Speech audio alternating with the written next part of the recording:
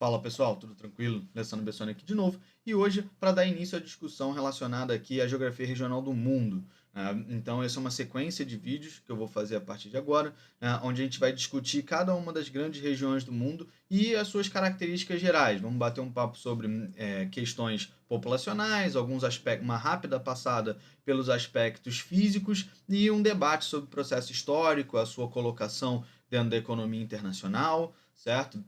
E, naturalmente, como não podia deixar de ser, a gente vai começar esse debate a partir dos Estados Unidos.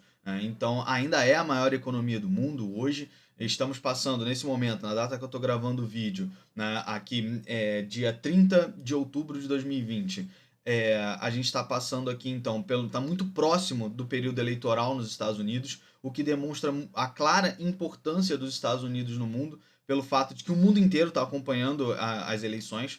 Então, claramente aí a gente está com uma situação bastante simbólica do poder que os Estados Unidos representam no mundo, mesmo hoje, com todo o debate a respeito de uma crise do poder hegemônico dos Estados Unidos, a partir do crescimento da China. A gente vai falar sobre China mais para frente.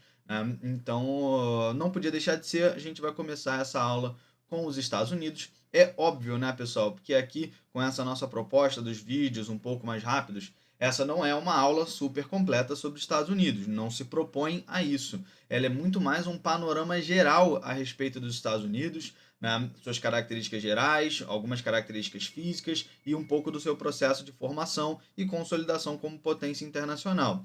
A gente não vai entrar aqui em aspectos mais específicos relacionados aí ao papel de cada governo, né, como cada governo atuou interna e externamente em relação à sua política. Então, isso aqui demandaria muito mais tempo e mais aulas relacionadas a esse assunto, então não é o nosso objetivo nesse momento, tá? Então, partindo direto aqui para o nosso conteúdo, galera, a gente está olhando então para os Estados Unidos, que é um país de 9,8 milhões de quilômetros quadrados, então aí é o terceiro maior país do mundo, atrás somente da Rússia e do Canadá, certo? Então, um território gigantesco, né? Um território que está muito relacionado à manutenção do poder dos Estados Unidos e o estabelecimento dele como grande potência mundial, certo? Também uma população muito grande, 328 milhões de habitantes, certo? Então, aí também atrás apenas de Índia e China. Então, uma população muito grande que, combinada a um IDH bastante alto, IDH de 0,93. Lembrem-se que o IDH ele varia de 0 a 1, onde 0 é uma condição, né, uma qualidade de vida muito ruim e 1 é uma qualidade de vida muito boa. Né? Então, esses indicadores, né, que passam aí por aspectos de saúde, renda e educação, né, eles indicam aí, então são um indicador muito utilizado, embora um pouco genérico, é bem verdade, existem indicadores mais específicos, né, como o índice de Gini, por exemplo, mas o IDH ainda é uma ferramenta muito utilizada em caráter comparativo. Né? E aí quando a gente olha os Estados Unidos com 0,93 de IDH e uma população de 328 milhões de habitantes, a gente já consegue inferir de cara, né, um dos grandes elementos que o tornam os Estados Unidos a maior economia do mundo, que é um mercado consumidor interno muito forte. Né? Você está falando de 328 milhões de pessoas, né, com uma capacidade de consumo bastante expressiva, com acesso à educação, com acesso à saúde, embora isso hoje seja uma questão bastante grave nos Estados Unidos. Né? Inclusive, um dos assuntos que mais vem sendo debatidos nas eleições dos Estados Unidos, né, foi algo que veio à tona com muita força por conta da pandemia, né, a crise do sistema de saúde nos Estados Unidos, o fato de ser um sistema quase que totalmente privado, né, com custos exorbitantes para a população que vai recorrer a esse sistema e por algum motivo não tem um seguro de saúde, certo? Isso é algo que já foi amplamente explorado em filmes, em séries, né? Então, essa discussão do sistema de saúde nos Estados Unidos é algo que ganhou muita força com a pandemia e está sendo muito debatido agora no período eleitoral, certo? Mas, em todo caso, né, os Estados Unidos ainda se mantém, apesar de todos os pesares, sem sombra de dúvidas, a gente pode apontar os Estados Unidos, né, como um mercado consumidor interno muito forte, né, o que certamente é um dos grandes pilares de sustentação dos Estados Unidos como grande economia mundial. Certo? Falando em grande economia mundial, a gente está falando aí do maior PIB do mundo, 20,5 trilhões de dólares, certo? Então, disparado aí o maior PIB do mundo, seguido, né, pelo PIB chinês, que ainda está um bocado distante de atingir o PIB dos Estados Unidos, mas vem crescendo num ritmo bastante acelerado, né? Foi até interessante que eu fui dar uma olhada, é sempre bom a gente atualizar esses dados antes de dar essas aulas, e o PIB dos Estados Unidos não teve grande alteração, né, em relação à última vez que eu tinha consultado isso lá no ano passado, né? E aí é curioso, né, perceber como não teve um crescimento econômico tão grande, né, enquanto a China vem aí emplacando sucessivos anos de crescimento econômico. Por isso que boa parte dos especialistas apontam que a tendência é que a China ultrapasse os Estados Unidos como maior economia do mundo nos próximos anos, certo?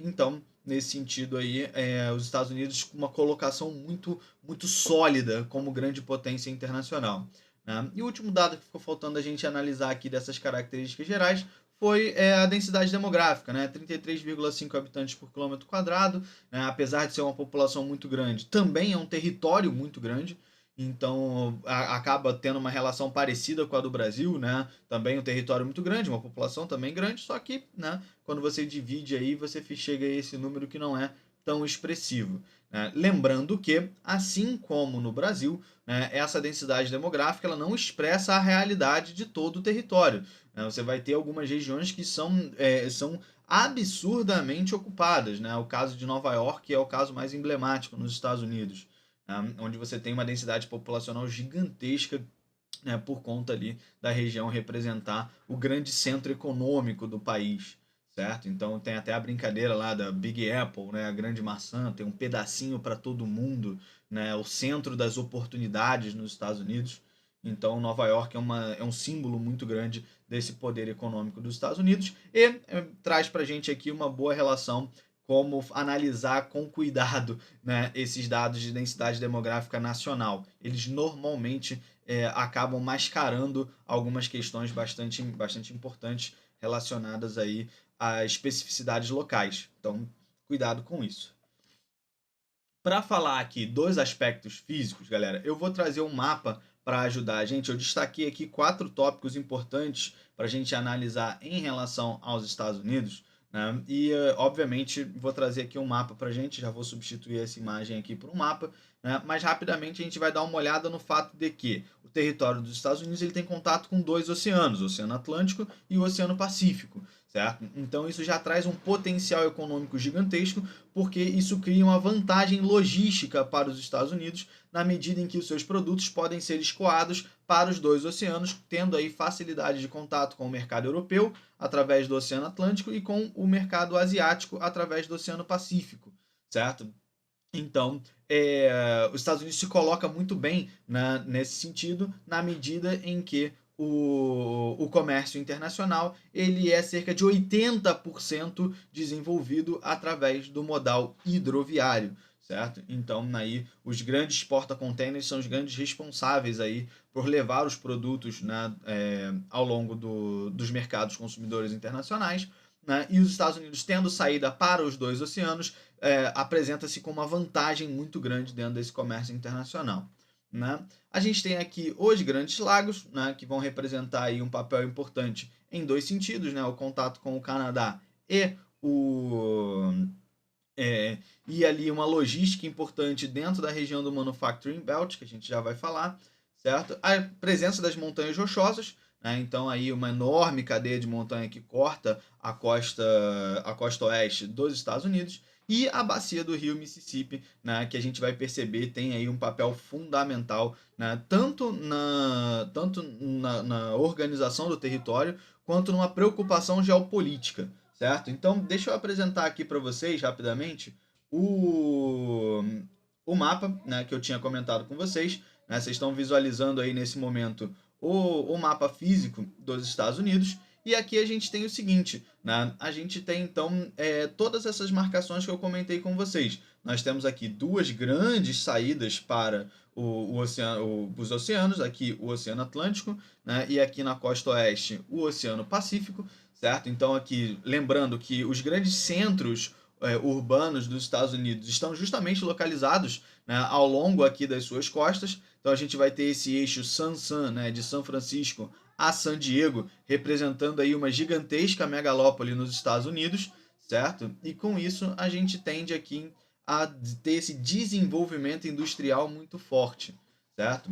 E aqui do outro lado, né, a gente vai ter então mais um outro grande centro importante, que é justamente essa megalópole associada aqui de Boston ao Washington, né, representando aí essa megalópole conhecida como Boswash, né? Então aqui a gente tem um outro grande centro, né, um outro grande desenvolvimento urbano muito forte associado, né, a toda essa pujança econômica que os Estados Unidos desenvolve pelo fato de ter aí essas duas saídas para o oceano. Então a gente tem aqui essa região, as regiões costeiras muito importantes. O outro ponto que eu comentei com vocês é a presença aqui dos Grandes Lagos, né? Os Grandes Lagos eles têm aqui um primeiro papel de importância pelo ponto de fazer a conexão com o Canadá, né? Então essa região ela também representa a região mais dinâmica do Canadá e dessa forma os Estados Unidos vai desenvolver uma grande parceria econômica com o Canadá através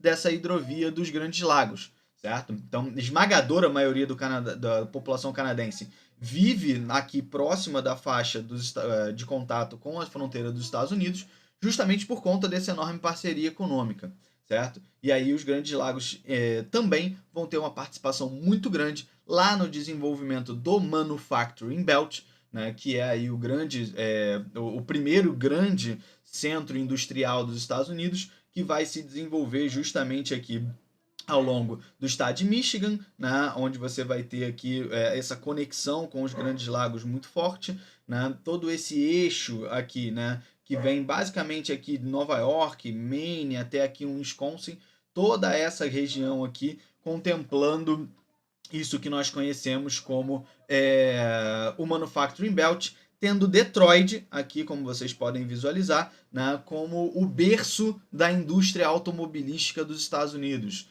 Então aí com as grandes empresas automobilísticas, né, a Chrysler, a Dodge Chrysler, né, que são a mesma empresa, e que nos Estados Unidos recebe aí, tem mais conhecida como a Dodge, a Chevrolet, que nos Estados Unidos, aqui no Brasil, é conhecida como Chevrolet, nos Estados Unidos é General Motors, né, e a Ford, certo? Então são as três grandes empresas automobilísticas dos Estados Unidos, têm aqui a sua gênese na cidade de Detroit, né, representando aí esse grande eixo de desenvolvimento industrial dos Estados Unidos aí durante o período da Segunda Revolução Industrial, certo? Infelizmente, hoje Detroit é considerada, dentro dos estudos da geografia urbana, como uma cidade, quase como uma cidade fantasma, né? Perdeu aí um enorme contingente populacional, chegou a ter mais de 2 milhões de habitantes, hoje está aí com menos de 1 milhão de habitantes, justamente por conta da transferência dessas etapas do processo produtivo para outros países, por conta de redução do custo de produção, né? Então você vai ter aí essa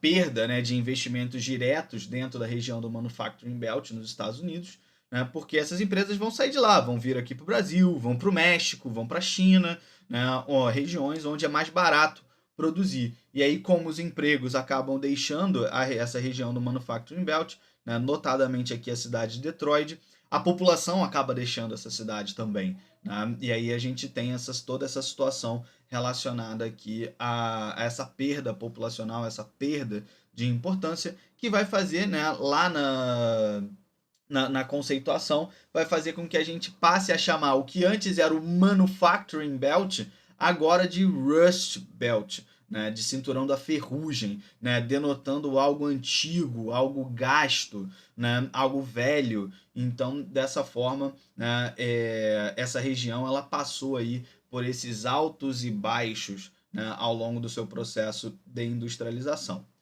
O outro ponto importante que eu comentei com vocês aqui do ponto de vista físico é justamente a questão aqui relacionada à cadeia de montanhas rochosas, né? Então, essa enorme cadeia de montanha que nós temos aqui cortando, né, essa porção central em direção, né, à costa oeste dos Estados Unidos, né, que vai representar aqui um grande divisor, né, dentro do território americano, onde a gente vai ter aqui o grande deserto de Nevada, né?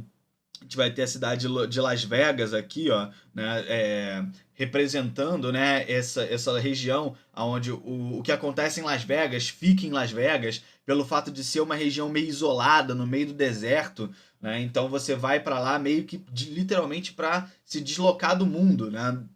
E dessa forma você tem ali uma cidade totalmente voltada para o entretenimento, totalmente voltada aí, né, para essa desconexão em relação a toda a pressão relacionada aos grandes centros urbanos, né? Então você tem aqui essa cadeia de montanhas rochosas que teve um papel importante durante aí o processo de desenvolvimento industrial dos Estados Unidos, né? A própria e também durante o processo, né, de expansão territorial dos Estados Unidos, eu diria que principalmente durante esse processo de expansão, de formação territorial, porque foi um grande desafio, né, atravessar essas cadeias de montanha, tanto aqui, né, as grandes cadeias rochosas, como aqui mesmo, né, a gente percebe tem uma outra cadeia de formação de relevo, também aqui bastante importante, né, associada aqui ao processo de expansão dos Estados Unidos. Então, essa questão do relevo, né, ela mostra claramente aqui para a gente, né, uma variação na ocupação do território, fazendo com que a esmagadora maioria da população fique concentrada ao longo das linhas de costa. Essa porção mais interior dos Estados Unidos acaba não tendo aí uma ocupação tão densa quanto a gente vai ter nas áreas de costa. E o último tópico que eu deixei aqui para a gente comentar, né, foi justamente a importância do rio Mississippi, né? O rio Mississippi ele nasce lá na porção norte do território dos Estados Unidos, lá perto dos Grandes Lagos, e desce toda a porção central do território dos Estados Unidos até desaguar aqui no Golfo do México, né? Então, ao longo da história, o rio Mississippi ele teve um papel fundamental para a interiorização da ocupação dos Estados Unidos, né? Ele é uma gigantesca hidrovia, né, com uma importância fundamental aqui na interiorização da ocupação, certo? E também sempre foi uma gigantesca preocupação geopolítica dos Estados Unidos, né? Porque você tem uma gigantesca hidrovia quase que totalmente navegável ao longo da sua bacia, o que representava um grande risco, né, para a segurança do território dos Estados Unidos. Havia uma preocupação aqui no sentido de que, caso alguma tropa inimiga conseguisse entrar na bacia do Mississippi, ela teria acesso direto à porção central do território dos Estados Unidos, né? Então sempre houve uma preocupação militar muito grande aqui com o controle da entrada da bacia do rio Mississippi, beleza? Então guardem aí essas informações. Então, voltando aqui, galera. Então, agora a gente fechou essa nossa discussão a respeito dos aspectos físicos. Separei esses 4 tópicos aqui para a gente chamar a atenção. E agora a gente vai para a formação territorial em si, né? O território dos Estados Unidos ele surge a partir das 13 colônias, né? Então, lembrando, foi um processo de colonização inglesa, certo? Então, a gente tem aí as colônias do norte, isso é algo que vocês já viram em história, então eu não vou me aprofundar muito nesse assunto também, tá? Você tem aí as colônias do norte, né, que tem aí uma proximidade climática com a Inglaterra, então historicamente não houve muito interesse por parte da Inglaterra em forçar um controle, né, em impor, né, um controle mais rígido sobre as práticas desenvolvidas dentro dessa região da colônia. Então o norte ele se beneficiou de um conceito que a gente costuma chamar de negligência salutar, né? Essa negligência salutar é justamente o fato de que não havia muita importância, então o Reino Unido meio que deixou, né, aquelas colônias do norte de lado, e isso fez bem, né, para essas colônias, porque elas tiveram aí autonomia para se desenvolver, né, inclusive aí sem estar vinculadas, né, à lógica do pacto colonial. Então elas puderam desenvolver a sua atividade industrial, né, tiveram liberdade para desenvolver sua atividade industrial, enquanto as colônias do sul, né, que já se encontravam numa faixa climática bastante diferente do Reino Unido, né, tiveram aí então uma atenção maior por parte da metrópole, né, e aí impuseram um modelo colonial agrícola, né, aplicando aí o sistema de plantation, outro conceito que vocês também já devem estar cansados de saber, né, e aí o sistema de plantation predominou na região sul dos Estados Unidos, certo? Do que viria a ser os Estados Unidos, melhor dizendo, né? Nessa época ainda não era. Só vão se tornar Estados Unidos a partir, né, da famosa data de 4 de julho de 1776. Né? Então diversos filmes aí vão explorar essa data emblemática do 4 de julho, né, da independência dos Estados Unidos. né? E é justamente nesse momento em que todo o debate a respeito desse controle colonial começa a incomodar uma colônia que já vinha se desenvolvendo de maneira muito forte, principalmente no norte, e dessa forma a gente acaba identificando um desejo dos Estados Unidos de se desvencilhar dessas amarras coloniais, principalmente depois que a Inglaterra começou a tentar aplicar uma política de cobrança de impostos sobre o comércio realizado pelas colônias do norte. Então isso obviamente desagradou, né, essas colônias que apresentavam que, né, se beneficiavam dessa negligência salutar, perderam, né, esse benefício, e isso obviamente gera revolta, o que vai ser o grande estímulo para o movimento de independência dos Estados Unidos, que vai culminar aí com a Declaração de Independência no 4 de julho de 1776.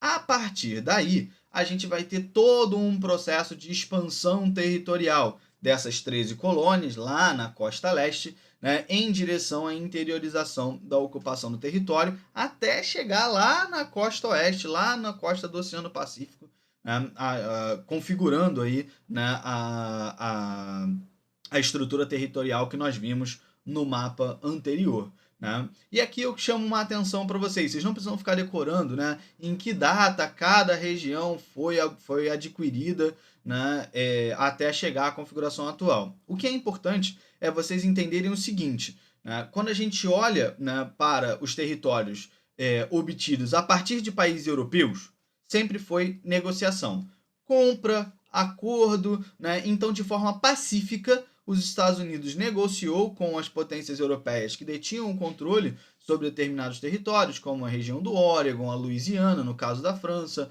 região da Flórida, no caso da Espanha, certo? E tudo isso foi negociado, comprado, acordo de concessão, tudo de forma pacífica. Agora, quando a gente fala de territórios obtidos do México, aí a gente está falando sempre de conquista, de invasão, expulsão e controle mediante a guerra. Né? Então você vai ter os territórios que hoje configuram a região do Texas, Novo México, a própria Califórnia, né? Todas essas regiões elas eram território do México, México que perdeu cerca de metade do seu território para os Estados Unidos, né? Perdeu literalmente através do conflito. Né? Então, aí, salvo uma pequena exceção ali de uma parte do território da Califórnia, que de fato foi comprada, né? Tirando isso, boa parte do território dos Estados Unidos, no que diz respeito à área que era do México, foi obtido mediante conflito. Então, isso que é importante vocês diferenciarem. Quando é Europa, é negociação. Quando é México, é conflito. Certo? Então, isso daqui que é importante. E além disso, né, como a gente viu lá no mapa, vou até trazer aqui de volta para vocês, né, aqui a gente tem o território do Alasca e o território do Havaí. Né?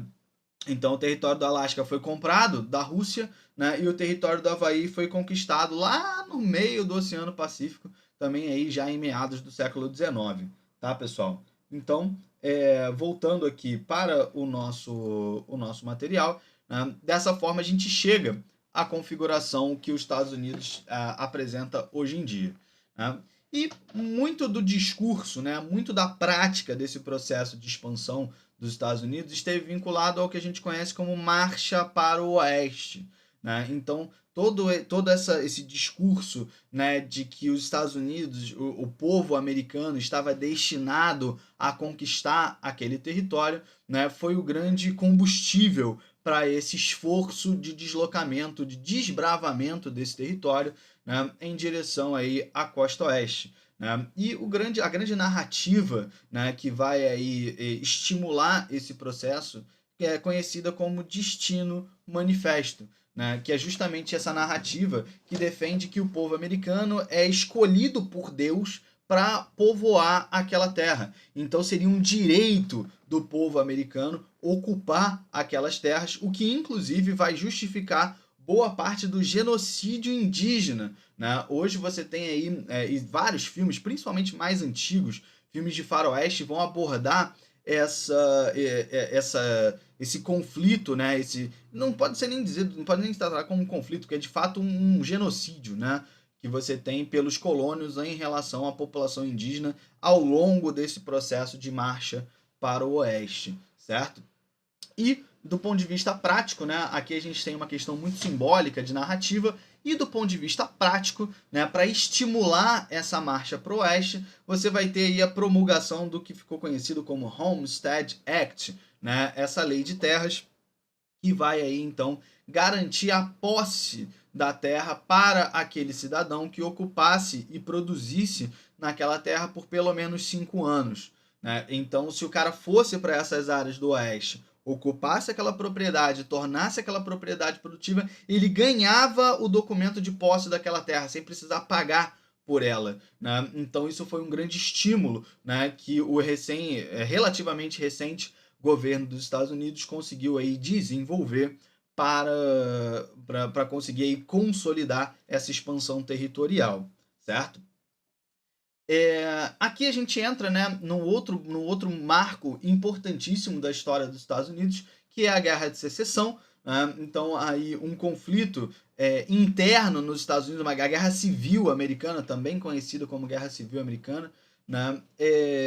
Onde você tem um conflito entre os interesses da população que ocupava a região sul, conhecida aí como os confederados, né? Que estavam aí, então, buscando, né, a manutenção do regime escravocrata dentro dos Estados Unidos. Lembra lá do início, né, quando eu comentei que as colônias do Sul elas eram agrícolas com uso de mão de obra escrava, né, vinculadas àquela lógica do pacto colonial, né? Então você tinha toda uma aristocracia agrícola que queria manter o uso da mão de obra escrava, enquanto as colônias do Norte que tinham essa vocação mais industrial, né, resultante aí desse processo histórico de negligência salutar, elas defendiam então a abolição da escravidão. E aqui eu abro um parêntese rápido, né, para a gente esclarecer uma coisa.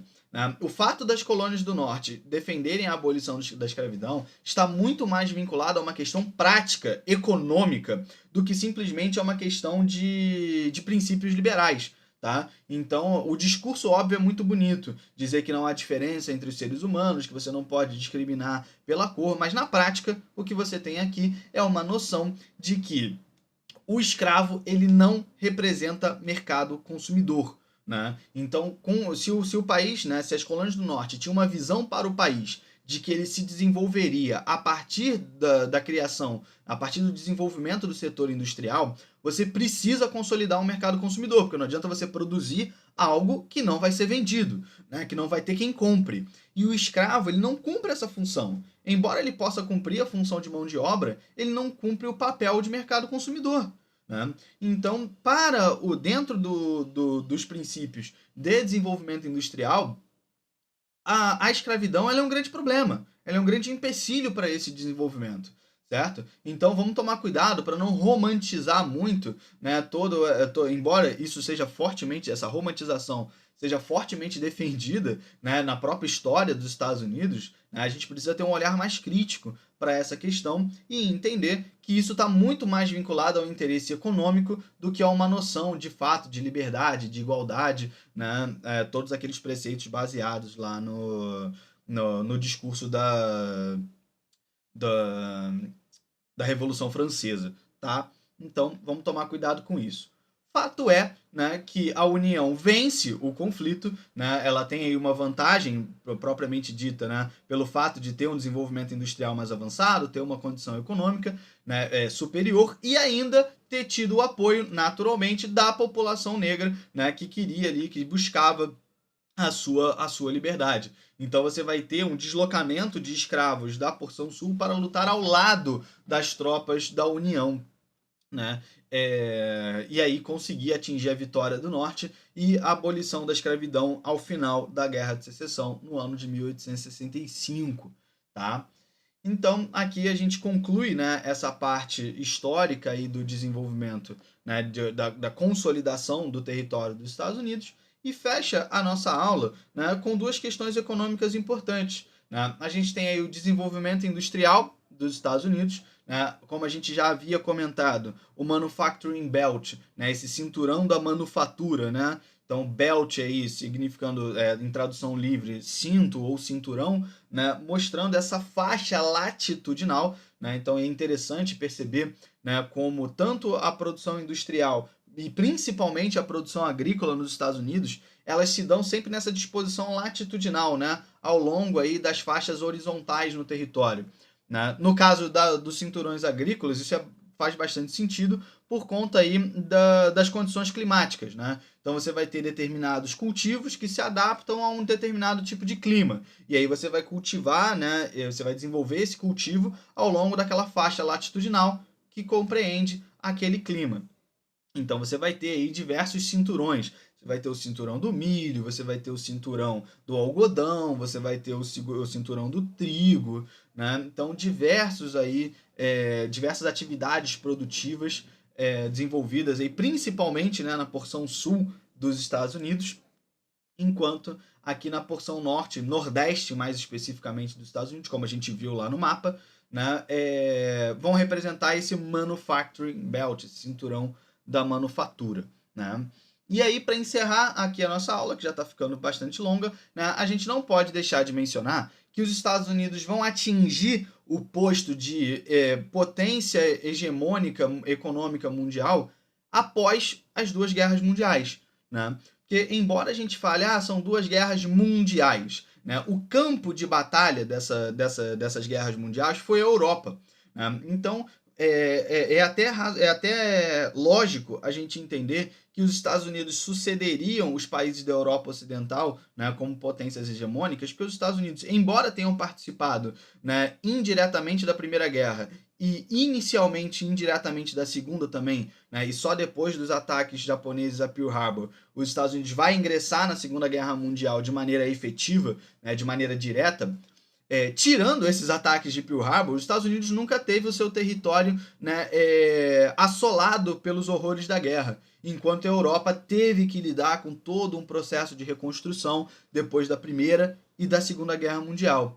Então, os Estados Unidos ele vai conseguir utilizar as duas grandes guerras mundiais como grande trampolim para o seu desenvolvimento econômico, certo? Até porque são os Estados Unidos que vão financiar a reconstrução da Europa, né, nos pós-guerra, certo?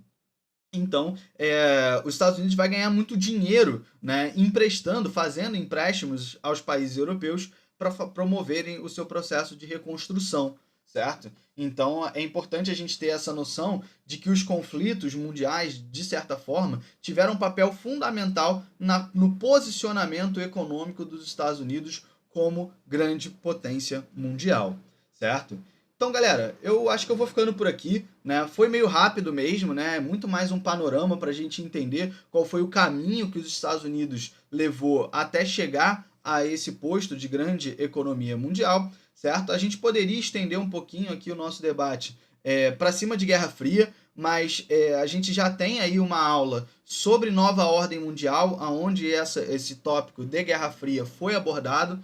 Então, para não prolongar muito aqui a nossa aula, eu vou ficando por aqui, né, contando aí que vocês assistiram o vídeo sobre nova ordem mundial, onde a gente debate essa questão da Guerra Fria, e assim a gente fica com um bom apanhado sobre o caminho que os Estados Unidos levou para atingir o atual estágio de desenvolvimento. Certo, galera? Pessoal, eu vou ficando por aqui, um forte abraço e até a próxima. Valeu, galera!